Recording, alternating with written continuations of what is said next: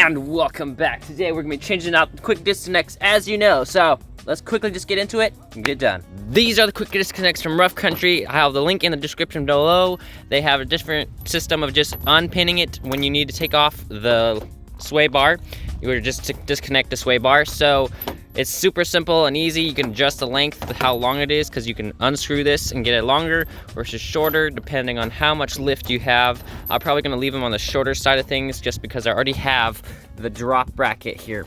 So we're gonna quickly I already assembled all the little parts and pieces. They come disassembled in the box, and then it comes with a little mounting bracket. So when you swing them up, they're gonna come along the side and just kind of disconnect on the frame here. That way they're not swinging or anything. And so yeah, that's how it's done. Assembly wise, just everything looks neat and nice. And these are the old ones that came off of it. They're a little shorter, and I don't know, I wanted some disconnects. So let's just quickly just put them all on there, easy peasy, and get it done.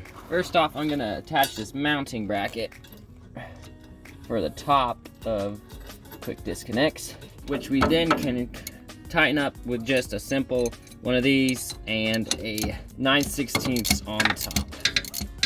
Now we can put the quick disconnect on and just tighten it down with a 5/8.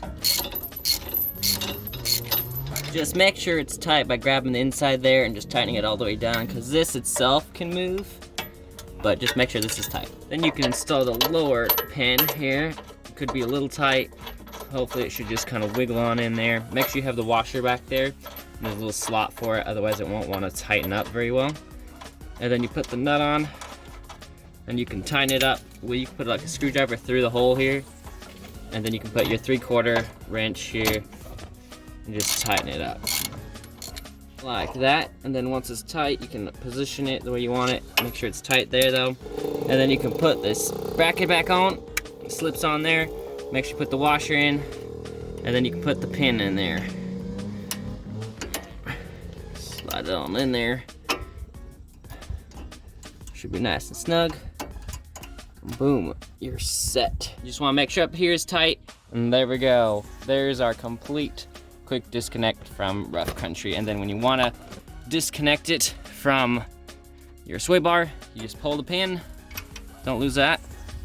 Boom. And then there's going to be a little bracket that you can have, which you can attach to the top right up here. I might not have time for that, but it is super easy, and all it takes is 4 bolts, and you can make sure you find the length of this first, and then you can attach it to the side and just kind of basically add your attachment and then go right there. And you want to generally fold it up out of the way so it doesn't hit your springs. So I'll do exactly the same on the other side, and I'll come back and show you guys what it looks like. There we go, it is complete. So if you want to take a look at them, as you guys saw, it is just attached on really nice. They're actually really nice and sturdy. I like the way they look. And then I also didn't install the brackets yet because I don't have time today, but they just little stick out little pieces that you can mount right there. And then when you're not using these, they just fold up and insert right in there. They're super easy, and they just have a few bolts. And then compared to these old ones that were on there, it looks pretty classy. So I like it. Overall, great success. And this Jeep is getting awesome. Also, we might have a surprise in the future. We got something coming for the tires. So stay tuned for that. And if you like any other stuff I'm doing, subscribe, and I'll see you later. Whoop.